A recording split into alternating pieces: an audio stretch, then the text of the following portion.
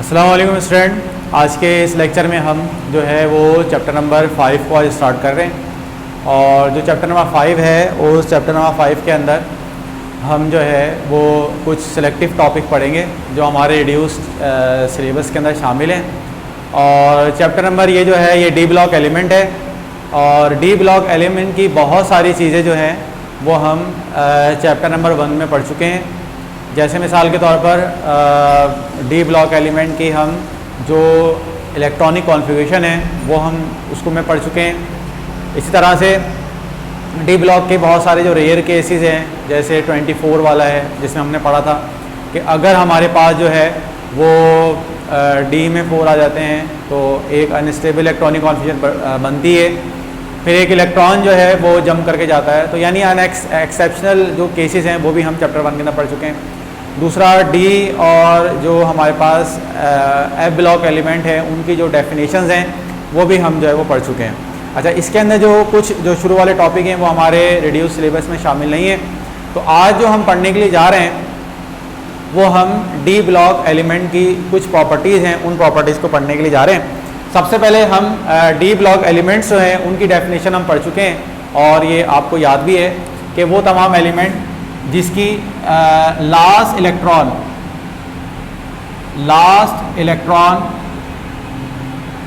n-1 D में orbital में enter हो उसको हम क्या कहते हैं, उसको हम जो है वो डी ब्लॉक एलिमेंट कहते हैं। ये सिंपल सी जो डेफिनेशन है वो डेफिनेशन है किसकी, डी ब्लॉक एलिमेंट की। ठीक है। अच्छा, डी ब्लॉक एलिमेंट को जो है वो हम जो है वो ट्रांजिशन मेटल्स भी कहते हैं। डी ब्लॉक एलिमेंट्स को हम ट्रांजिशन मेटल्स भी कहते हैं। और डी ब्लॉक एलिमेंट के बारे में आपको पता है कि जो डी ब्लॉक एलिमेंट्स होते हैं वो बेसिकली जो एस ब्लॉक और पी ब्लॉक इन दो के बीच में होते हैं। ठीक है। और जो डी ब्लॉक एलिमेंट होते हैं इनकी जो केमिकल प्रॉपर्टीज़ होती हैं वो एस और पी ब्लॉक के बीच में होती हैं। यानी कुछ प्रॉपर्टी ऐसी होती हैं जो एस के साथ वेरी कर रही होती हैं, कुछ ऐसी होती हैं पी के साथ वेरी कर रही होती हैं। तो इसलिए भी हम इनको ट्रांजिशन मेटल कहते हैं। ट्रांजिशन स्टेट जैसे हमने चैप्टर नंबर 8 पढ़ा था तो चैप्टर 8 के अंदर एक ट्रांजिशन स्टेट आ रही थी ये वाली, जिसके अंदर हमने देखा था कि जो हमारे पास हेलोजन था वो निकल भी रहा था और न्यूक्लियोफाइल अटैच भी हो रहा था। इसको हम ट्रांजिशन स्टेट कहते हैं। तो इसी तरह से ये जो हमारे पास डी ब्लॉक एलिमेंट होते हैं ये ट्रांजिशन होते हैं किसके दरमियान, एस ब्लॉक और पी ब्लॉक। यानी कुछ प्रॉपर्टी ऐसी होती हैं जो एस के साथ मैच कर रही होती हैं और उसके साथ वेरी भी कर रही होती हैं। तो इसलिए हम जो है वो इनको ट्रांजिशन मेटल्स कहते हैं। ठीक है।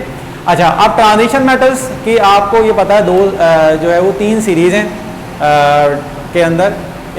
तो हमारी जो इसके अंदर सिलेबस के अंदर शामिल है वो हमारे पास फर्स्ट जो सीरीज़ है वो हमारे पास जो है वो उसके अंदर शामिल है।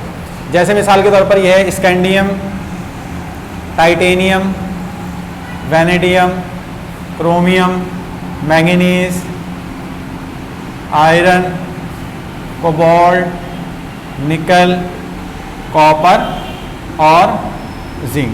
ठीक है। ये हमारे पास जो फर्स्ट ट्रांजिशन सीरीज़ है इस ट्रांजिशन सीरीज़ को हमने पढ़ना है और बाकी जो है वो हम ट्रांजिशन एलिमेंट जो है वो इसके अंदर इंक्लूड नहीं है। और हमने इसकी भी जो है चंद एक सरसरी सी जो केमिकल प्रॉपर्टीज़ हैं उन प्रॉपर्टीज़ को, फिजिकल और केमिकल प्रॉपर्टी को हमने पढ़ना है। ठीक है। अच्छा, ये चीज़ें आपको पता है कि भाई ये हमारे पास जो है वो n-1 और ये हमारे पास जो होता है वो NS2 n-1 D1 ये इस तरह करके स्टार्ट होता है, अब आप पढ़ चुके हैं। फिर इस तरह से ये NS2 n-1 और D2। अब इस तरह करके ये कंटिन्यू का चलता रहता है, ये आपको पता है, ये चलता है। और फिर यहाँ पर आके NS2 n-1 D9 आता है, फिर एक इलेक्ट्रॉन जंप कर जाता है तो ये आपका 10 बन जाता है और ये NS2 n-1 D10। ठीक है। अच्छा, ये अकॉर्डिंग टू डेफिनेशन ये जितने भी एलिमेंट्स आपको मौजूद नज़र आ रहे हैं ये सारे के सारे डी ब्लॉक एलिमेंट के अंदर हैं। ठीक है। लेकिन इनमें से जितने भी एलिमेंट हैं तो उनमें कुछ एलिमेंट ऐसे हैं जो ट्रांजिशन मेटल्स के अंदर इंक्लूड नहीं होते। अब ट्रांजिशन मेटल की डेफिनेशन क्या है? ट्रांजिशन मेटल की डेफिनेशन ये है कि उनके पास partially half filled d orbital होना चाहिए। यानी एक ऐसा ऑर्बिटल होना चाहिए जिसके अंदर डी का हाफ ऑर्बिटल आपका फिल हो। जैसे मिसाल के तौर पर आप जो है वो जिंक को देखें, जिंक में देखें D10 पूरे के पूरे फिल हैं, ठीक है, तो इसमें कोई अनपेड इलेक्ट्रॉन नहीं है। और इसको फिर हम आगे जो इसकी प्रॉपर्टी पढ़े फिर उसमें भी हम आगे इसको डिस्कस करेंगे, ठीक है। अभी कॉपर में तो 9 होता है, तो स्टेबल करने के लिए वहाँ जाके जम करता है। तो ये तो एक डेफिनेशन लास्ट इलेक्ट्रॉन डी में एंटर होगा, और दूसरा एक ऐसा जिसके अंदर आपके पास partially half filled d orbital मौजूद हो, तो उसको भी हम जो है वो आप ट्रांजिशन मेटल्स कहते हैं। तो इसका मतलब ये है कि हमारे पास जो डी ब्लॉक हैं, सारे जितने भी ट्रांजिशन मेटल्स हैं उनका हाफ फील्ड होगा, और डी ब्लॉक में ये हुआ कि आपके पास जो है वो लास्ट इलेक्ट्रॉन जो होगा वो डी ऑर्बिटल के अंदर एंटर होगा, ठीक है। अब इसकी जो आज हम प्रॉपर्टी पढ़ने के लिए जा रहे हैं, और जो आमतौर पर पेपर में सवाल आता है वो इस तरह का आता है कि आपको जो है इसके अंदर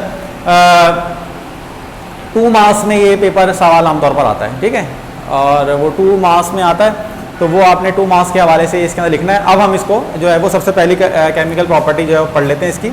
इसमें जो प्रॉपर्टी पढ़ने वाले हैं हम, इसकी सबसे पहली प्रॉपर्टी जो है वो हमारे पास है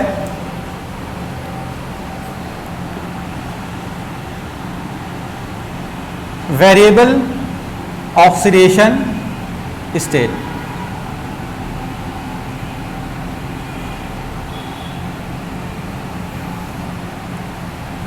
अच्छा, इसके बाद और भी इसकी प्रॉपर्टी हम एक एक करके पढ़ लेंगे।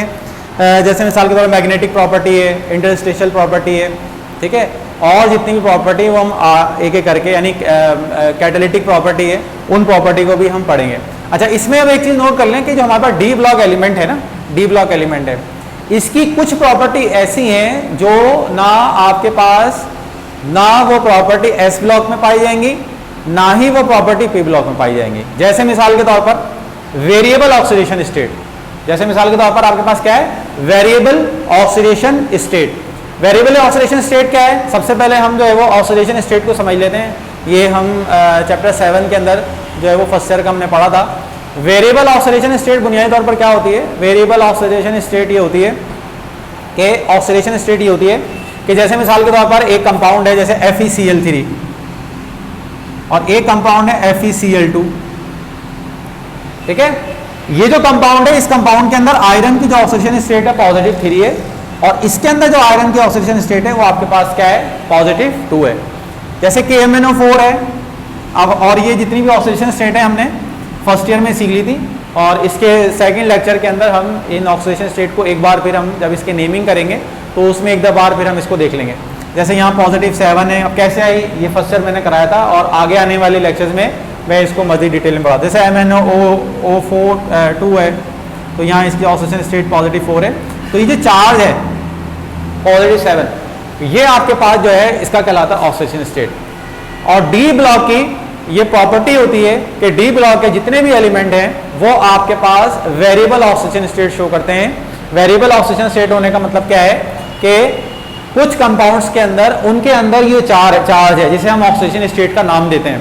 ये कुछ कंपाउंड्स के अंदर जो होगा वो आपके पास ज़्यादा होगा, पॉजिटिव 3 है, कुछ के अंदर पॉजिटिव 2 होगा, तो इसको हम कहते हैं कि ये हमारे पास जो है वो ऑक्सीडेशन स्टेट है। एलिमेंट एक ही है लेकिन मुख्तलिफ कंपाउंड के अंदर इसके ऊपर जो चार्ज है, चार्ज का मतलब कंपाउंड के अंदर जो ऑक्सीडेशन स्टेट है वो आपके पास क्या है? मुख्तलिफ है। इनमें आपने देख लिया। तो अब ये जो हमारे पास डी ब्लॉक एलिमेंट होते हैं इनकी सबसे प्रॉपर्टी होती है कि ये वेरिएबल ऑक्सीडेशन स्टेट शो करते हैं। अब ऐसा क्यों शो करते हैं? इसलिए शो करते हैं कि देखें आपके पास जो डी ब्लॉक के एलिमेंट होते हैं उन डी ब्लॉक के एलिमेंट के अंदर आपके पास जो है वो एस ब्लॉक के एलिमेंट भी पार्टिसिपेट करते हैं बॉन्ड फॉर्मेशन में, और डी ब्लॉक के एलिमेंट भी क्या करते हैं? आपके पास पार्टिसिपेट करते हैं, ठीक है। तो कभी ऐसा होता है कि आपके पास, ये भी हम आगे पढ़ेंगे, आपको मैं डिटेल से बताऊं, तो वजह क्या है वेरिएबल ऑक्सीडेशन स्टेट होने की कि इसके अंदर NS2 ऑर्बिटल जो है उसके इलेक्ट्रॉन भी इन्वॉल्व होते हैं, और N-N-D के ऑर्बिटल भी आपके पास क्या होते हैं? बॉन्ड बनाने में इन्वॉल्व होते हैं। जबकि अगर आपके पास S ब्लॉक एलिमेंट है तो S ब्लॉक के अंदर जो वैलेंस सेल इंक्लूड होगा वो सिर्फ S का होगा। जैसे अगर मिसाल के तौर पर सोडियम को देखें तो सोडियम अपना जो इलेक्ट्रॉन लूज करेगा वो हमेशा कहां से लूज करेगा? S से लूज करेगा। ये इलेक्ट्रॉनिक कॉन्फ्यूजन करके हम देख चुके हैं। P का है पी ब्लॉक का एलिमेंट है, तो पी उसके अंदर जो ऑर्बिटल पार्टिसिपेट करेंगे बॉन्ड बनाने में, वो सिर्फ आपके पास क्या होगा, पी ऑर्बिटल का होगा। तो इसीलिए उनकी जो होती है वो एक ही ऑक्सीडेशन स्टेट होती है। जैसे सोडियम में आपको हमेशा नजर आएगा कि सोडियम की ऑक्सीडेशन स्टेट जो होती है वो आपके पास क्या होती है, +1 होती है। पोटेशियम को देख लें पॉजिटिव, कैल्शियम है +2 है। तो ये चीज जो आपको नजर आ रही है, अब देखें जो एस ब्लॉक और पी ब्लॉक के जो रिप्रेजेंटेटिव एलिमेंट्स हैं उनकी प्रॉपर्टी ये है कि उनकी जो ऑक्सीडेशन स्टेट है वो कांस्टेंट है, उनमें कोई चेंज नहीं है। जबकि आपके पास जो डी ब्लॉक के एलिमेंट है, डी ब्लॉक के एलिमेंट में ऐसा है कि कभी उनके अंदर ऑक्सीडेशन स्टेट +3 है, कभी +2 है। इसको हम कहते हैं कि वेरिएबल ऑक्सीडेशन स्टेट है। और वजह इसकी बता दी कि अब कभी जो है वो ये आपके पास पॉजिटिव एस ब्लॉक के भी एलिमेंट बॉन्ड बनाने में हिस्सा लेते हैं और डी ब्लॉक के भी जो है वो पार्टिसिपेट करते हैं। अब कैसे पार्टिसिपेट करते हैं उसको हम जरा देख लेते हैं। अब सबसे पहली चीज देख लीजिए कि जैसे मिसाल के तौर पर यहां पर स्कैंडियम है, ये स्कैंडियम आपको नजर आ रहा है। अब स्कैंडियम में मैं यहां लिख देता हूं इसको, यहां पर देखें NS2 N-1 D1, ठीक है। अब देखें अगर स्कैंडियम सिर्फ S के इलेक्ट्रॉन उसके लूज होते हैं तो जाहिर सी बात है जब 2 इलेक्ट्रॉन लूज करेगा तो यहां जो स्कैंडियम की ऑक्सीडेशन स्टेट बनेगी वो क्या बनेगी, +2 बनेगी। अच्छा, अगर ऐसा होता है कुछ कंपाउंड ऐसे होते हैं जिसके अंदर स्कैंडियम के अंदर +2 भी यानी S इलेक्ट्रॉन भी रिमूव हो जाते हैं और D इलेक्ट्रॉन भी रिमूव हो जाते हैं। तो अब जब ये तीनों के तीनों इलेक्ट्रॉन रिमूव होंगे तो इसकी जो ऑक्सीडेशन स्टेट बनेगी वो क्या बनेगी, +3 बनेगी। अब इसमें देखें एक कंपाउंड ऐसा है जिसके अंदर सिर्फ S ऑर्बिटल ने पार्टिसिपेट किया है और एक कंपाउंड ऐसा है जिसके अंदर S ऑर्बिटल भी इन्वॉल्व हो रहा है बॉन्ड बनाने के लिए और D ऑर्बिटल भी आपका इन्वॉल्व हो रहा है। तो इसलिए इसकी ऑक्सीडेशन स्टेट क्या है, +2 भी है और +3 भी है। इसी तरह से टाइटेनियम में देख लें आप, टाइटेनियम में देखेंगे आप तो टाइटेनियम में ऐसा होता है कि भाई कुछ कंपाउंड ऐसे होते हैं जिसके अंदर S अपने 2 इलेक्ट्रॉन लूज कर देता है तो यहां पर इसकी ऑक्सीडेशन स्टेट हो जाती है +2। कुछ कंपाउंड ऐसे होते हैं जिसमें 2 S के इलेक्ट्रॉन रिमूव हो जाते हैं, लूज कर देता है और एक D का इलेक्ट्रॉन रिमूव कर देता है, यानी ये तो ऐसे मौजूद होते हैं ना, ये ऐसे मौजूद है तो ये भी निकल गया और ये भी निकल गया। अब जब 2 निकल जाएंगे तो यहां इसकी ऑक्सीडेशन स्टेट बनेगी +3, +2 बनेगी। अगर ये वाली रिमूव हो गया, अगर तीनों के चारों रिमूव हो गए यानी S के भी 2 निकल गए और P के 2 भी निकल गए तो इनकी ऑक्सीडेशन स्टेट क्या बन गई आपके पास, +4 बन गई। तो अब ये वजह है कि जिसकी वजह से हमारे पास जो ट्रांजिशन मेटल्स होते हैं वो वेरिएबल ऑक्सीडेशन स्टेट क्या करते हैं, शो करते हैं। इसी तरह से वैनेडियम को देख लें। अब वैनेडियम में देख लें क्या होगा, इसकी +2 भी होगी, +3 भी होगी, +4 भी होगी और क्या होगी, +5 भी होगी, ठीक है। इसके बाद देखें, अच्छा अब ये इलेक्ट्रॉनिक कन्वर्जन तो आपको आती है यहाँ पर, ठीक है। ये आपके वैनेडियम के हो गए इलेक्ट्रॉन, इसको मैं एक दफा बना देता हूँ यहाँ पर, इसको आप देखते रहे। ये है यहाँ पर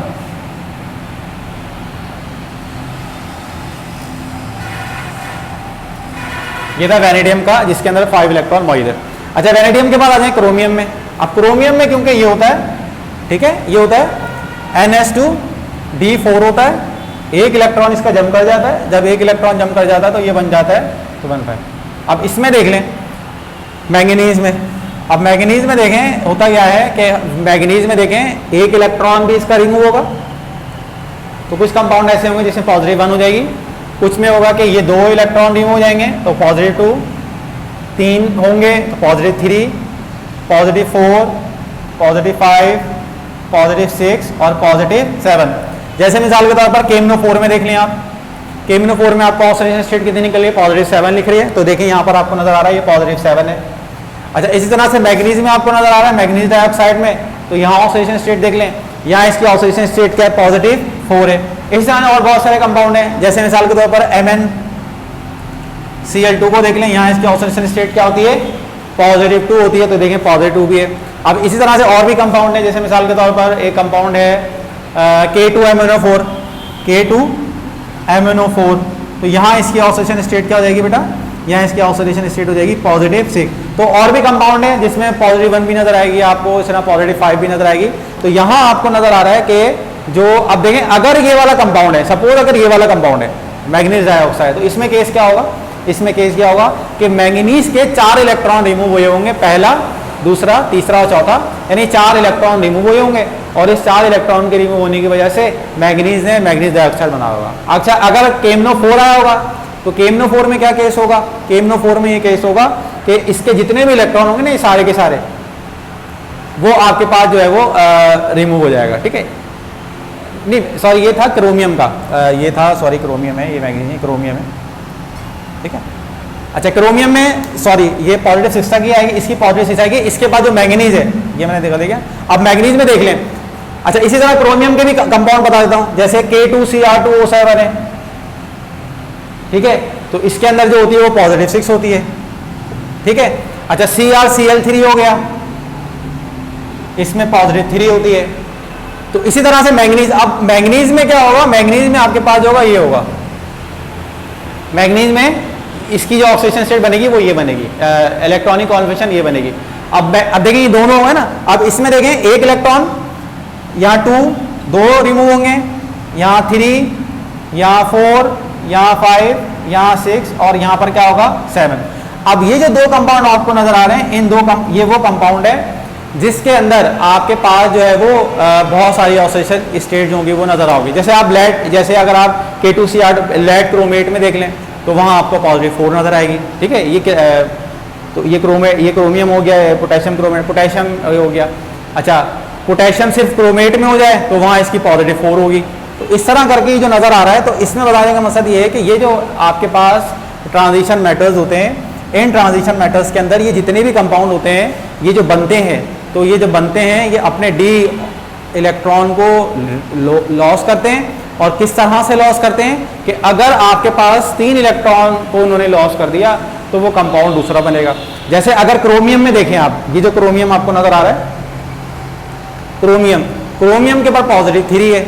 अब क्रोमियम में पॉजिटिव 3 होने का मतलब क्या है, क्रोमियम में पॉजिटिव 3 होने का मतलब ये है कि इसके 3 इलेक्ट्रॉन, ये वाले जो है, यानी ये तो अभी मैंगनीज का है, तो 4 इलेक्ट्रॉन आपके इसके अंदर रिमूव हो जाएंगे। ठीक है, तो ये अच्छा, इस तरह से अब आगे और देख लेते हैं कंपाउंड्स को, अब इसको जल्दी जल्दी देख लेते हैं। अच्छा, इसके बाद आप देख लें, हमारे पास है आयरन। आयरन में देख लें, अब आयरन में देखें होता ये है,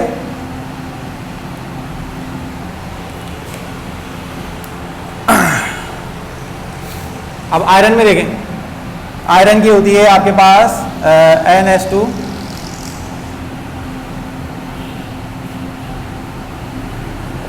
N-D6 होता है। ठीक है, अब आयरन में देखें होता ये है कि आयरन की जो ऑक्सीडेशन स्टेट होती है ना, सिर्फ पॉजिटिव 2 और पॉजिटिव 3 होता है। ठीक है, अब सिर्फ 2 इसलिए होती हैं, ये जो 2 हैं आपके पास FeCl3 और FeCl2, पॉजिटिव 3 और पॉजिटिव। अब होता क्यों, ऐसा क्यों होता है, ऐसा इसलिए होता है कि देखें इसमें 2 इलेक्ट्रॉन है, ये ऐसा है, यहाँ पर यूँ है, ये है इसकी। अब 2 इलेक्ट्रॉन इसके रिमूव होंगे तो ये Fe+2 बन जाएगा। ठीक है, अच्छा जब इसका एक ये वाला रिमूव होगा, ये वाला इलेक्ट्रॉन जब रिमूव होगा तो ये इलेक्ट्रॉनिक कॉन्फ़िगरेशन बन जाएगी ये वाली। तो ये आपके पास क्या है, स्टेबल, और स्टेबल होने का मतलब क्या है, अब मजीद इलेक्ट्रॉन इसमें से रिमूव नहीं होते, तो इसीलिए आयरन की 2 ही ऑक्सीडेशन स्टेट आपके पास मिलती हैं। ठीक है, ये आपने पढ़ लिया। अच्छा, इसके बाद आयरन है, इसके बाद देख लें कोबाल्ट है। अच्छा, अब इसमें कोबाल्ट को देख लें, कोबाल्ट 27 है, तो जब 27 है तो वो यहाँ पर आ जाएगा। ठीक है, ये हो गया 27। अब जब 27 होगा तो अब इस 27 में देख लें कैसे बनेगा, ये 2 इलेक्ट्रॉन रिमूव होंगे तो ये आपके पास पॉजिटिव 2 होगा, 3 रिमूव होंगे तो पॉजिटिव 3 होगा, और ये चौथा रिमूव होगा तो ये क्या होगा, पॉजिटिव 4 होगा। अब जब ये रिमूव हो गए, ये भी रिमूव हो गया और ये भी रिमूव, अब इसमें कितने हो गए, 5 हो चुके हैं, और ये स्टेबल हो गया, तो इसलिए इसकी ये जो है वो 3 ही ऑक्सीडेशन स्टेट होती हैं। इसके बाद निकेल को देख लीजिए, अब हमारे पास क्या है, यहाँ पर आ जाएगा। ठीक है, तो इसकी क्या होगी, पॉजिटिव 2, पॉजिटिव 3, पॉजिटिव 4 और पॉजिटिव 5। अच्छा, कॉपर की अब कॉपर की सिर्फ क्या होती है, एक होती है +1 और एक होती है +2। अब ये वही वाला केस है कि जब आपका इलेक्ट्रॉन रिमूव होगा तो जो ये मोस्ट स्टेबल कॉन्फ़िगरेशन आ जाएगी, जब सारे के सारे क्या हो जाएंगे इसके अंदर, जैसे हमारा D4 में आया था 5 है, तो इसी तरह से इलेक्ट्रॉनिक बिल्कुल स्टेबल हो जाएगी। जब स्टेबल हो जाएगी तो इसकी सिर्फ 2 ही ऑक्सीडेशन स्टेट बनेगी, ठीक है। इसके बाद जिंक है। अब जिंक में देखें, जिंक में होता क्या है कि जिंक में तो ये सबसे मोस्ट स्टेबल है। जैसे इसमें हमने देखा ना D10 हो गया तो ये मोस्ट स्टेबल हो गया, तो इसकी 2 ही आ रही हैं, +1 और +2। तो इसी तरह से जो जिंक है आपके पास, जिंक में क्या होगा कि जिंक में हमारे पास जो है वो सिर्फ +2 एक ही ऑक्सीडेशन स्टेट जो होती है वो मिलती है। तो इन तमाम कंपाउंड में स्टूडेंट आपको नजर आया कि हमारे पास जो D ब्लॉक के एलिमेंट्स हैं, ये वो D ब्लॉक के एलिमेंट्स हैं जो वेरिएबल ऑक्सीडेशन स्टेट बनाते हैं, और वेरिएबल ऑक्सीडेशन स्टेट बनाने में ये जो है वो मुख्तलिफ जो है वो कंपाउंड्स बनाते हैं। तो ये स्टूडेंट आपको समझ में आ गया होगा। इसका नोट्स है। अच्छा, इसमें देखें नोट्स में जो है वो आपको पेज नंबर 3 के ऊपर है और बहुत मुख्तसर करके लिखा हुआ है नोट्स में। तो अब आप एक काम कीजिएगा, आप जो है बुक में देखिएगा, बुक निकालिएगा और बुक के अंदर ही आपको टेबल भी बना हुआ नज़र आएगा, तो आप वो बुक वाला लिख लीजिएगा और टेबल बना दीजिएगा। अगर 2 मार्क्स में आएगा तो ये तो आपको याद ही हो गया होगा, मैंने बता दिया कि ये ऑक्सीडेशन स्टेट आती हैं आपको, और आप आसानी से इसका टेबल चार्ट बना देंगे, ठीक है। तो ये हमने पहली प्रॉपर्टी इसके अंदर पढ़ ली, ठीक है। अब इसके अंदर हम जो दूसरी प्रॉपर्टी पढ़ने वाले हैं, वो दूसरी प्रॉपर्टी है वो है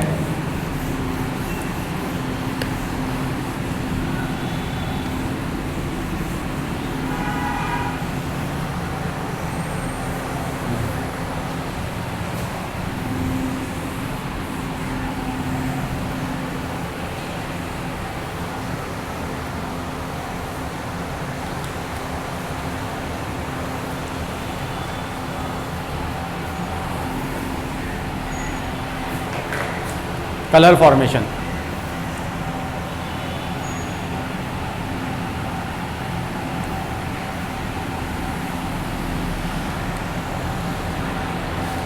अच्छा स्टूडेंट, अब इसमें देखें हमारे पास जो ट्रांजिशन मेटल्स होते हैं वो आमतौर पे कलर कंपाउंड्स बनाते हैं। जैसे मिसाल के तौर पर अगर आप देखें कॉपर को देखें, ये आपने जो है वो उसके अंदर पढ़ा था कि कॉपर +2 है और कॉपर +1 है।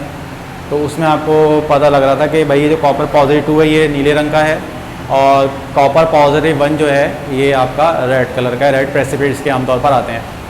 तो अब यही चीज़ सामने समझनी है कि ये जो ट्रांजिशन मेटल्स होते हैं ये मुख्तलिफ कलर्स को क्यों शो करते हैं, ये अब हमने इसके अंदर पढ़ना है, ठीक है। अच्छा, इसको पढ़ने से पहले एक छोटी सी 2 थ्योरीज हैं इसके अंदर। इसको हम कहते हैं, एक है कलर थ्योरी और एक है CFT, जिसे हम कहते हैं क्रिस्टल फील्ड थ्योरी। ये 2 थ्योरी है और इसको पहले सबसे पहले समझ लेते हैं। अब देखें, सबसे पहले हमारे पास है colour theory. Colour theory simple सी ये है, बहुत मुख्तसर सी ये कलर थ्योरी है, भी थोड़ी सी कॉम्प्लेक्स अगर हम इसको बहुत डिटेल में पढ़ें कि मुख्तलिफ कलर्स जो बनते हैं वो कैसे बनते हैं। जैसे बेसिक कलर जो प्राइमरी कलर्स हैं वो 3 हैं हमारे पास, रेड, ग्रीन और ब्लू। ये 3 हमारे प्राइमरी कलर हैं। अब इन 3 कलर से मिलके और बहुत सारे, ये आपने 8th क्लास के अंदर पढ़ा होगा भाई, 3 प्राइमरी कलर हैं और बाकी जो है इन कलर से मिलकर जो है और बहुत सारे कंपाउंड बनते हैं, कलर बनते हैं। जैसे अगर आप जो है रेड और ब्लू को मिला दो तो आपका ब्लैक कलर बन जाएगा, ठीक है। ये हमारे पास और बहुत सारे कलर बनाते रहोगे तो मुख्तलिफ कलर बनता रहेगा। आप देखें जो लाइट आ रही है हमारे पास, इस लाइट के ना 7 कलर हैं। तो 7 कलर में से जो 3 कलर हैं वो प्राइमरी कलर हैं। कौन कौन से? रेड, ब्लू और ग्रीन। और बाकी इन कलर से मिलके बाकी और शेड नए जनरेट होते हैं। तो 3 कलर हमारे बुनियादी तौर पर हैं, कौन से? रेड, ग्रीन और ब्लू। अब ये थ्योरी क्या कहती है? सिंपल, बहुत मुख्तसर थ्योरी है और ये काफ़ी दफ़ा फर्स्ट ईयर में मैंने आपको बताई थी। देखें, ये अगर मैंने रेड कलर यहाँ पे बनाया है, ये जो रेड कलर आपको नज़र आ रहा है, वो रेड कलर नज़र आ रहा है, ये है कि जो लाइट आई है इसके अंदर 3 प्राइमरी कलर, और तो कलर हैं उसके अंदर, वो कलर बुनियादी तौर पर इन 3 कलर से मिलके शेड देते हैं। वो 3 कलर आए, 3 कलर जब इसमें गिरे तो इसके अंदर क्या होगा कि जो ग्रीन कलर है वो भी इसके अंदर एब्जॉर्ब हो जाएगा, ठीक है। ब्लू कलर है वो भी इसके अंदर एब्जॉर्ब हो जाएगा, बाकी जो बचेगा वो बचेगा रेड कलर। तो ये रेड कलर रिफ्लेक्ट हो रहा है, रिफ्लेक्ट होकर रेटाइना के अंदर जाके आपको इमेज बनता हुआ नजर आ रहा है। तो सिंपल सी थ्योरी क्या है कि जो कलर है वो बुनियादी तौर पे किस लिए बनते हैं, जो कलर आपको नजर आते हैं वो इस तरह नजर आते हैं कि आपके पास जो बेसिक प्राइमरी कलर्स होते हैं वो उसके अंदर एब्जॉर्ब होते हैं, और एब्जॉर्ब होने के बाद फिर जो कुछ आपको नजर आता है वो आपको रिफ्लेक्ट हुआ जो होता है वो नजर आता है। ठीक है, ये है।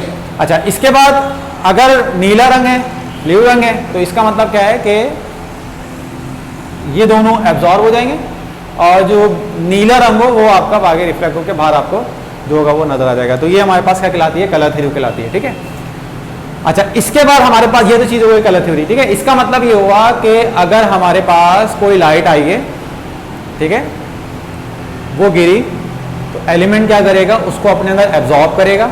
ठीक है, एब्जॉर्ब कर लिया, और एब्जॉर्ब करने के बाद जो होगा वो जो रिफ्लेक्ट करेगा वो विजिबल रेंज में जो होगा, अगर वो विजिबल रेंज में होगा तो वो आपको नजर आ जाएगा। और विजिबल रेंज आपको पता है 4000 से लेकर और 7000 के दरमियान जो होती है वो आपके पास विजिबल रेंज होती है, और ये आपको आमतौर पर नजर आ रही होती है। बाकी इसके अलावा जो स्पेक्ट्रम होता है वो आपको नजर नहीं आता। अब क्रिस्टल फील्ड थ्योरी क्या है, क्रिस्टल फील्ड थ्योरी को जरा पढ़ लेते हैं। क्रिस्टल फील्ड थ्योरी क्या है? क्रिस्टल फील्ड थ्योरी ये है कि जो डी ब्लॉक एलिमेंट्स होते हैं, ये जो डी ब्लॉक एलिमेंट्स हैं, ये हमारे पास डी ब्लॉक एलिमेंट है, इनका जो डी ऑर्बिटल होता है,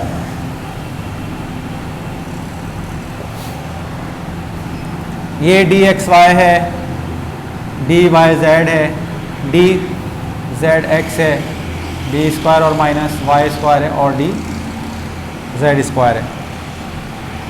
ठीक है, अब होता क्या है, अब होता ये कि अब इस लेक्चर के बाद मैं आपको कलर जो फॉर्मेशन है वो बताऊंगा। उसमें हम एक चीज़ देखेंगे कि ये एक फर्ज करें कंपाउंड है, इसको हम कहते हैं, ये भी मुख्तसर करके बता रहा हूँ, बाकी डिटेल में हम इसको पढ़ेंगे। ये कंपाउंड है, इसको हम कॉम्प्लेक्स कंपाउंड कहते हैं।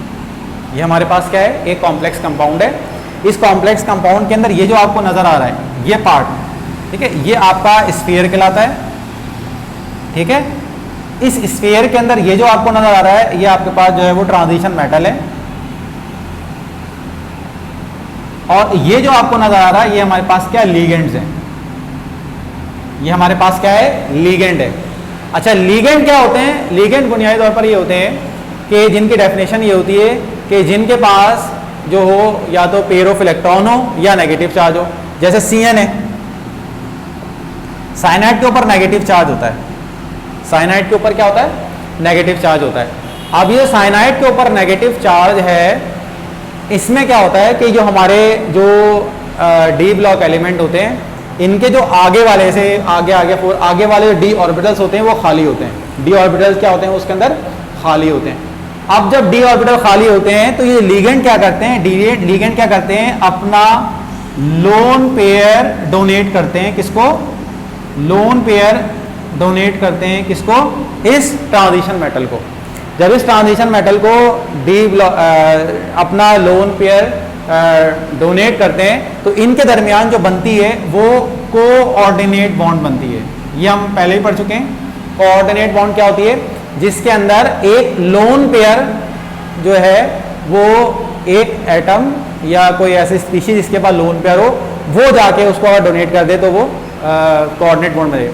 तो इसमें मुख्तसर चीज ये है कि जो लिगेंड्स होते हैं ना, अब ये कैसे बनेगा ये हम आगे पढ़ेंगे। अभी मुख्तसर करके ये कि ये जो कॉम्प्लेक्स कंपाउंड्स हैं इसके अंदर जो ये लिगेंड है, इस लिगेंड के पास क्या होता है, इस लिगेंड के पास जो होता है वो जो है लोन पेयर होता है या नेगेटिव चार्ज होता है। वो लोन पेयर या नेगेटिव चार्ज वो जब इसको डोनेट कर देता है तो इनके दरमियान कोऑर्डिनेट बॉन्ड बन जाती है। अब होता क्या है, अब होता यह है कि जो आयरन है, इस आयरन के भी अपने इलेक्ट्रॉन होते हैं। जैसे अगर आप देखें आयरन को, तो आयरन की इलेक्ट्रॉनिक कॉन्फिगरेशन बनती है 4s2 और 3d6 बनती है। अच्छा, बाकी के इसके आगे के ऑर्बिटल होते हैं, p फिल हो जाता है, आपका p फिल हो जाता है, ये p आ गया, p वाले ऑर्बिटल होते हैं। और आगे जो होता है ना इसके, ये ऑर्बिटल खाली होते हैं। अब इसने तो अपने 2 इलेक्ट्रॉन लूज कर दिए, ठीक है। अब ये जो लोन पेयर है, ये जो आगे इनका ऑर्बिटल खाली भी नजर हुए आ रहे हैं, ये क्या करते हैं, इन ऑर्बिटल के अंदर ये जो लोन पेयर होते हैं, ये लोन पेयर इन ऑर्बिटल को अपना जब डोनेट करते हैं तो ये अपने यहाँ पर आके क्या होते हैं, ये अटैच हो जाते हैं। इस तरह करके ये आपके पास खाली ऑर्बिटल जो भी हैं उनमें जाके क्या हो जाते हैं, अटैच हो जाते हैं। अब होता क्या है, यहां तक समझ में आ गया आपको कि कॉम्प्लेक्स फॉर्मेशन में जो लिगेंड है, लिगेंड के पास लोन पेयर्स हैं, लोन पेयर जो हैं वो बॉन्ड बनाते हैं किसके साथ, ट्रांजिशन मेटल के खाली ऑर्बिटल के साथ। जब खाली ऑर्बिटल के साथ बॉन्ड बनाते हैं तो अब होता क्या है, अब यहां होता क्या है उसको आप देख लीजिए। अब आप ये आपने देख लिया, अब होता क्या है, अब होता यह है कि जो आपके पास डी ऑर्बिटल है, ये जो वाले जो डी ऑर्बिटल थे जो आपके पास खाली थे, जैसे मिसाल के ऊपर आप कॉपर में देख लें CuSO4 पॉजिटिव 2 में देख लें, तो अब यहां पर देख लें इसमें कॉपर में तो थे वो बुनियादी तौर पर 9 इलेक्ट्रॉन थे, ये आपके पास कितने थे, 9 थे। अच्छा अब इसमें देखें होता क्या है, अब होता यह है कि एक इलेक्ट्रॉन तो ये इसके अपने हैं, ठीक है, दूसरा एक इलेक्ट्रॉन वो हैं जिनके साथ लिगेंड ने बॉन्ड बनाई है। तो दो इलेक्ट्रॉन, दो किस्म के इलेक्ट्रॉन हो गए, एक इलेक्ट्रॉन वो हो गया जो डी ऑर्बिटल के अपने थे और एक इलेक्ट्रॉन वो हो गया जो लिगेंड्स ने जाके जो बॉन्ड बनाई है वो। अब इन बॉन्ड मेटल के इलेक्ट्रॉन्स यानी जो आपके पास आयन है इसके इलेक्ट्रॉन्स और जो लिगेंड के इलेक्ट्रॉन्स हैं उन इलेक्ट्रॉन के दरमियान में क्या होती है बेटा, रिपल्जन होती है। तो रिपल्जन होने की वजह से क्या होता है कि ये जो हमारे पास आपके पास ये जो ऑर्बिटल होते हैं ये स्प्लिट हो जाते हैं। स्प्लिट होने का मतलब क्या है, स्प्लिट होने का मतलब ये है कि दो पार्ट में ब्रेक हो जाते हैं।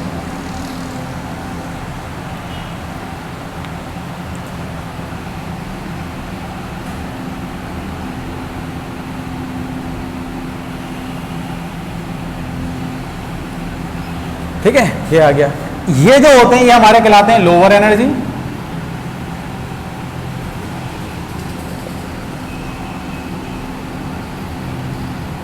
और ये जो कहलाते हैं ये हमारे कहलाते हैं हायर एनर्जी।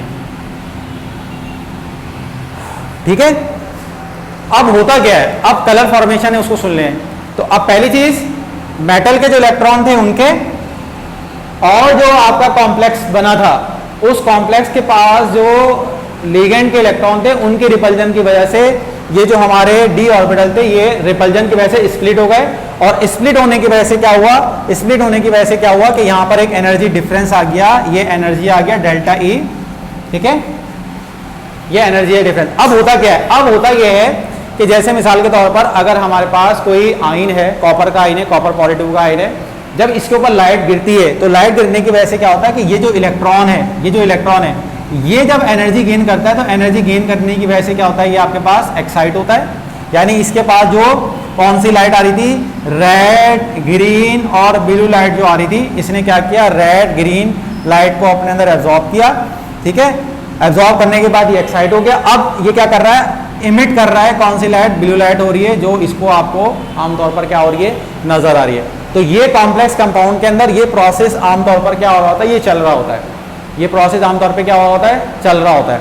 अच्छा अब देखें, ये जो स्प्लिटिंग है यहां तक समझ में आ गई कि आपके पास मेटल और लिगेंड के जो इलेक्ट्रॉन पेयर हैं उनकी रिपल्जन की वजह से जो आपके डी ऑर्बिटल होते हैं वो ब्रेक हो जाते हैं। ब्रेक होने की वजह से एनर्जी डिफरेंस क्रिएट होता है और ये जो एनर्जी डिफरेंस क्रिएट होता है ये विजिबल रीजन के अंदर होता है, यानी आपको नजर भी आ रहा होता है, लाल नीला रंग कलर। अच्छा अब ये जो एनर्जी डिफरेंस है, अब ये जो एनर्जी डिफरेंस होता है, ये एनर्जी डिफरेंस जो होता है वो कम और ज़्यादा भी होता है। यानी ये अगर फर्ज करें बहुत ज़्यादा एनर्जी डिफरेंस है तो इसका मतलब क्या है, इसका मतलब क्या है कि यहाँ पर जो आपके पास कंपाउंड होगा उसका कलर कुछ और होगा। यानी सबसे ज़्यादा वॉयलेट अगर रंग को देखें तो वॉयलेट की एनर्जी सबसे ज़्यादा होती है। जब एनर्जी सबसे ज़्यादा है तो ऐसा कंपाउंड, यही वजह है कि जो कॉपर है वो नीले रंग का होता है, उसकी एनर्जी सबसे ज़्यादा होती है। बाकी जो कंपाउंड होंगे, जैसे कोई दूसरा कंपाउंड है, अगर उसका एनर्जी डिफरेंस कम है तो एनर्जी डिफरेंस कम होने का मतलब क्या है, उसके जो कलर होगा वो भी मुख्तलिफ होगा। ठीक है, ये तो एक अलग सा टॉपिक है, यहाँ मैंने बता दिया आपको। यहाँ जो सिंपल सा ये कलर फॉर्मेशन की वजह क्या है, कलर फॉर्मेशन की वजह ये है कि हमारे पास जो डी ऑर्बिटल्स होते हैं वो ब्रेक हो जाते हैं। अब जिंक में देख लें आपके पास क्या है, अब जिंक में क्या होता है, अब जिंक में ये होता है कि जिंक जो कंपाउंड होता है कलरलेस कंपाउंड बनाता है, यानी व्हाइट कंपाउंड बनाता है ये कलर। जिंक का कोई कलर, जिंक के कंपाउंड का कोई कलर मौजूद नहीं होता, वो कॉम्प्लेक्स ही बनाएगा, तो वो आमतौर पर जो है वो कॉम्प्लेक्स जो बनाता है वो वाइट यानी कलरलेस होता है। अब वो क्यों होता है? क्योंकि सारे के सारे इलेक्ट्रॉन जो है वो पेयर है। अब सारे के सारे क्या है? इलेक्ट्रॉन पेयर है। अब जब सारे के सारे इलेक्ट्रॉन पेयर है तो कोई इलेक्ट्रॉन जंप ही नहीं कर पाएगा। जब जंप नहीं कर पाएगा तो जाहिर सी बात है एब्जॉर्ब भी नहीं कर पा रहा वो। अच्छा, अब देखें दो कलर होते हैं, एक होता है ब्लैक कलर, एक आपके पास क्या है? Black colour. अब ब्लैक कलर जो आपको नजर आ रहा है, ब्लैक कलर जैसे नजर आ रहा है, उसमें रेड, ब्लू, ग्रीन तीनों के तीनों जो कलर है वो एब्जॉर्ब हो गए, रिफ्लेक्ट कुछ नहीं हो रहा। व्हाइट कलर जो है वो क्या है? ठीक है, उसने सारे के सारे एब्जॉर्ब कर लिए, इसलिए वो ब्लैक है। अब व्हाइट कलर क्या है? व्हाइट कलर में ये इसलिए है कि वो तीनों के तीनों कलर जो है वो बाहर आ रहे हैं, रिफ्लेक्ट हो रहे हैं, तो व्हाइट कलर, व्हाइट लाइट गई और वापसी आ गई, कोई उसने अपने अंदर एब्जॉर्ब ही नहीं किया। तो यही वजह है, ये बात समझ आ गई कि जब व्हाइट लाइट पड़ रही है तो व्हाइट कलर ये जो नजर आ रहा है, इससे नजर आ रहा है कि ये कुछ कोई चीज अपने अंदर एब्जॉर्ब ही नहीं कर रहा। ब्लैक सारा एब्जॉर्ब कर रहा है, ठीक है, रिफ्लेक्ट कुछ नहीं कर रहा है, इसलिए ब्लैक है, कोई कलर नहीं है। व्हाइट इसलिए है कि वो जितनी भी रेज आ रही हैं वो अपने अंदर एब्जॉर्ब कर रहा है, और सॉरी एब्जॉर्ब कुछ भी नहीं कर रहा, सारा रिफ्लेक्ट कर रहा है। तो जैसी व्हाइट लाइट आ रही है वैसी व्हाइट लाइट क्या हो रही है? आपकी बाहर आ रही है। जब बाहर आ रही है तो इसका मतलब क्या? ये कंपाउंड हमारे पास क्या बिल्कुल का जो है वो आपका कलरलेस जो है वो कंपाउंड है। यही वजह है कि जिंक जो कंपाउंड है वो आपका जो है होता है कलरलेस होता है। अच्छा, अब देखें जितने भी कंपाउंड हमने देखे, जैसे आयरन को देख लें तो वो आपका FeCl3 ब्राउन कलर के अंदर होता है, कोबाल्ट को देख लें पिंक कलर में इसके मिलेंगे, निकल को देख लें वो ग्रीन मिलेगा, कॉपर। तो जितने भी कंपाउंड हैं, आपको मैग्नीज को देख लें, आपको ये पिंक कलर में मिलेगा KMnO4, और जितने भी कंपाउंड हैं वो आपको मुख्तलिफ कलर में मिलेंगे। लेकिन जिंक जो है वो आपका जो है वो आपका कलर कंपाउंड शो नहीं कर रहा। इसीलिए जो हमने पहले डेफिनेशन पढ़ी थी कि जो डी ब्लॉक एलिमेंट होते हैं उनमें लास्ट इलेक्ट्रॉन तो एंटर हो रहा होता है, लेकिन ट्रांजिशन मेटल की डेफिनेशन क्या थी? ट्रांजिशन मेटल की डेफिनेशन क्या थी कि हाफ फिल्ड डी ऑर्बिटल होना चाहिए। अब हाफ फिल्ड डी ऑर्बिटल जिसका होगा वो ट्रांजिशन मेटल में आएगा। जिंक में देखें कोई हाफ फील्ड नहीं है, सारे के सारे फील्ड हैं। तो अब देखें ट्रांजिशन मेटल की प्रॉपर्टी ये कि वो कलर कंपाउंड बना रहे हैं, जबकि जिंक क्या कर रहा है? जिंक जो है वो आपका कलर कंपाउंड नहीं बना रहा, कलरलेस कंपाउंड बना रहा है। इसका मतलब क्या है? डी जिंक जो है वो डी ब्लॉक में तो है, लेकिन वो ट्रांजिशन मेटल में नहीं है, क्योंकि ट्रांजिशन मेटल की प्रॉपर्टी है कि वो कलर कंपाउंड जो होते हैं वो आमतौर पर बनाते हैं। तो ये हमारा जो था वो कलर थ्योरी थी, ये मैंने आपको पढ़ा दिया। अच्छा, इसके बाद जो नेक्स्ट चीज़ है, नेक्स्ट वाला चीज़ है वो हम पढ़ लेते हैं। इसके अंदर मैग्नेटिक प्रॉपर्टी पढ़ लेते हैं। अब मैग्नेटिक प्रॉपर्टी है,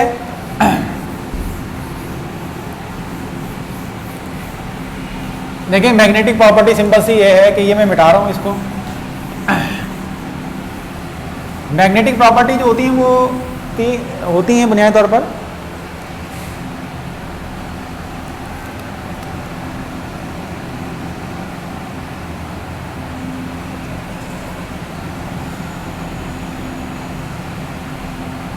अब इसको देख लेते हैं जरा मैग्नेटिक प्रॉपर्टी में क्या। देखें कुछ होते हैं डायामैग्नेटिक,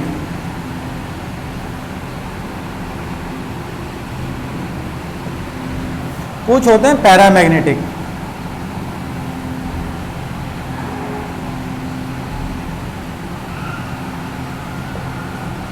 कुछ होते हैं फेरोमैग्नेटिक।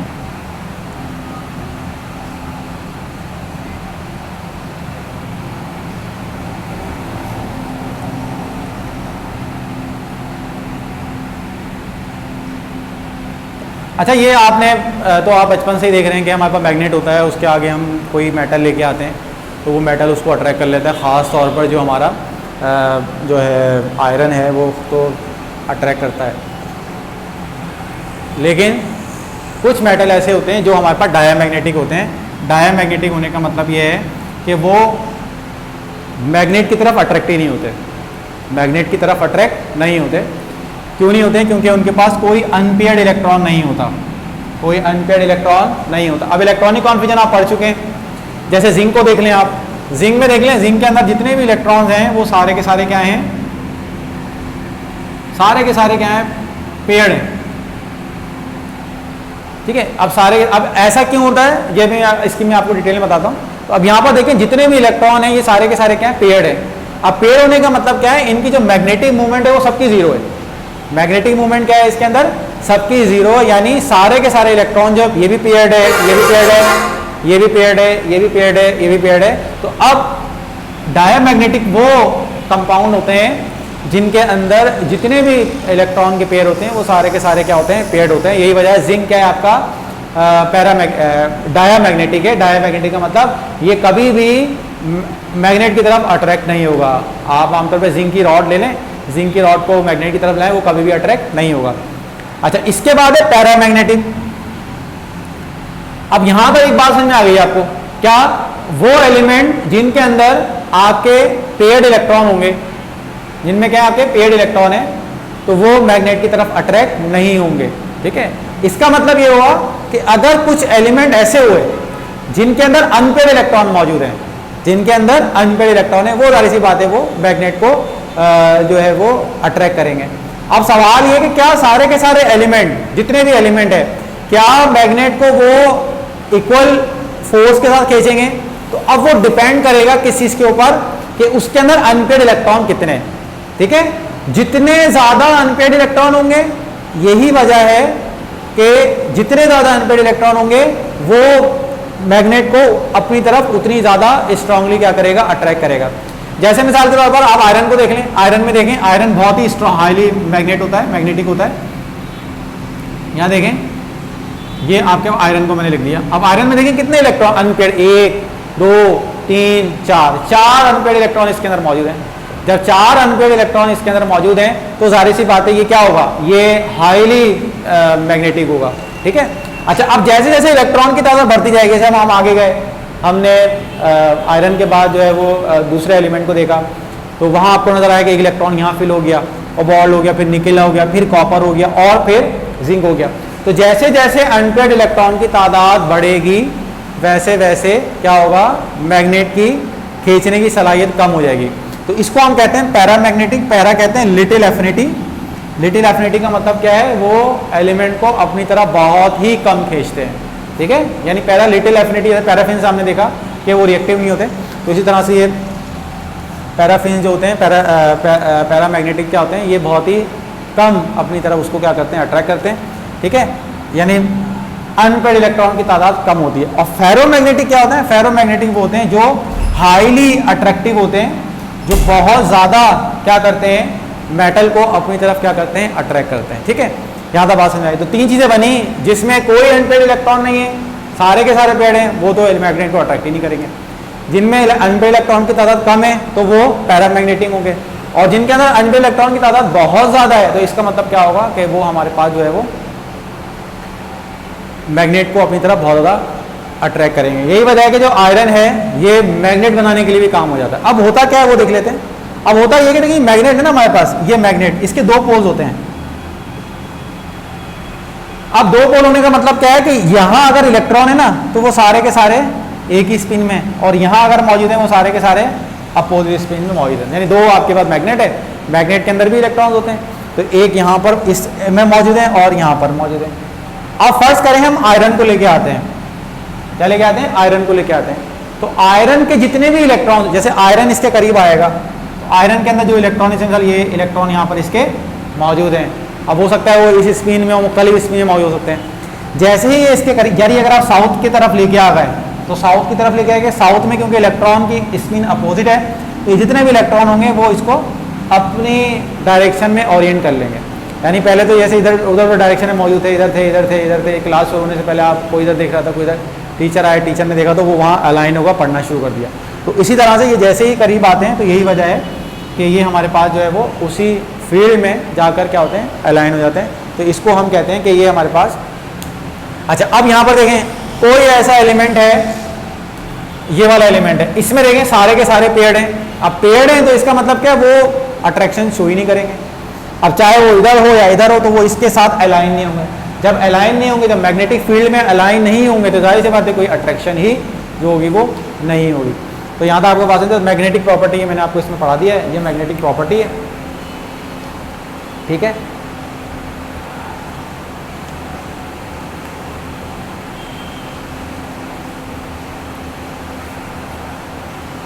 अच्छा, इसके बाद है हमारे पास कैटालिटिक प्रॉपर्टी। कैटालिटिक प्रॉपर्टी देख लेते हैं। अब देखिए ये जो कैटालिटिक प्रॉपर्टी है ये आप को मुख्तसर करके पढ़ा देता हूँ, ये आपके नोट्स में भी लिखा हुआ है। कैटालिटिक प्रॉपर्टी में क्या है, कैटालिटिक प्रॉपर्टी सिंपल सा क्या होता है, कैटलिस्ट के बारे में आपको पता है। कैटलिस्ट जो है वो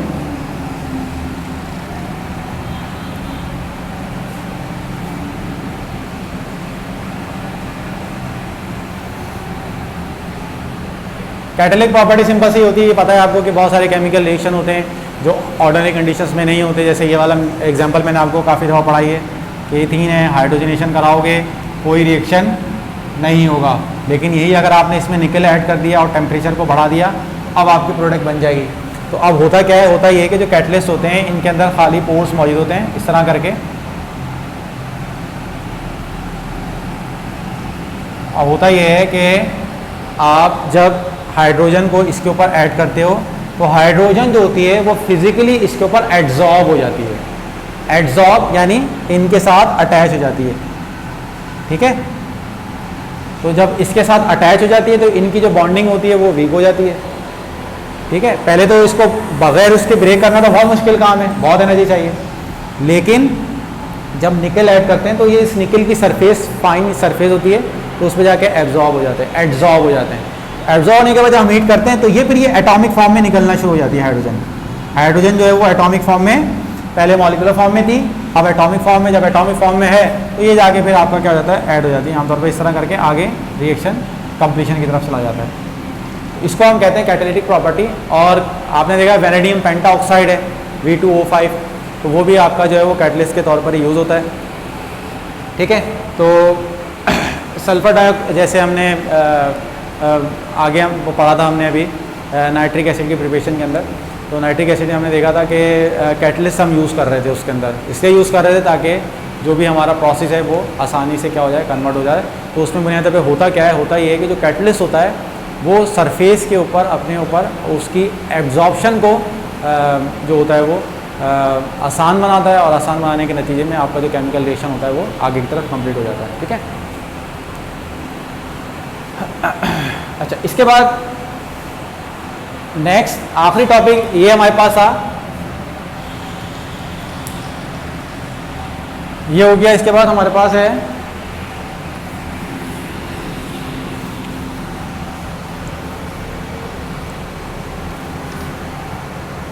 इंटरस्टिशियल कंपाउंड। अब देखें इंटरस्टिशियल कंपाउंड्स के बारे में आप जो है वो हाइड्राइड्स में पढ़ चुके हैं।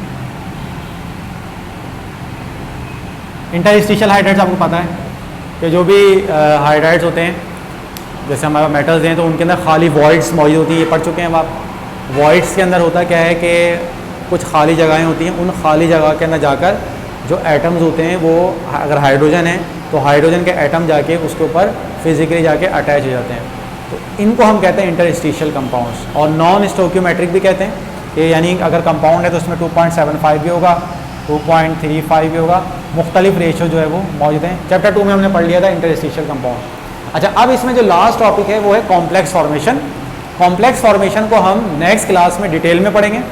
अच्छा, आपके जो रिमेनिंग टॉपिक्स हैं वो रिमेनिंग टॉपिक्स की मैंने वीडियो जो है वो रिकॉर्ड करवा दी है। अच्छा, वो होगा ये कि ये जो हमारे लेक्चर्स चल रहे हैं अभी, ये तकरीबन इसके 3 लेक्चर्स होंगे। तो ये तो हमारी जो रेगुलर क्लासेस आपकी चल रही है ना, जैसे आपका लेक्चर आता है, जैसे आज आपका जो होगा लेक्चर आएगा, ट्यूसडे वाले दिन लेक्चर आएगा, तो उसके अंदर रेगुलर क्लासेस में ये आपके लेक्चर चलेंगे।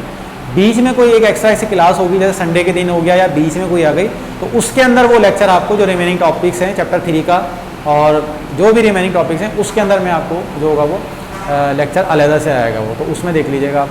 अब यहाँ पर जो है वो हम इस लेक्चर को एंड करते हैं। इंशाल्लाह नेक्स्ट क्लास के अंदर हम जो है वो बाकी के जो कॉम्प्लेक्स फॉर्मेशन है उसको पढ़ेंगे, और ये सारी चीज़ें याद करने वाली हैं, नोट्स में आएगी 2 मार्क्स में या 4 मार्क्स में, तो आप 10 ईयर में देख लीजिएगा, वहाँ फिर आप जो है वो उसके अंदर जो है वो सवालों को सॉल्व कर लीजिएगा। इंशाल्लाह नेक्स्ट क्लास में हम आगे पढ़ेंगे।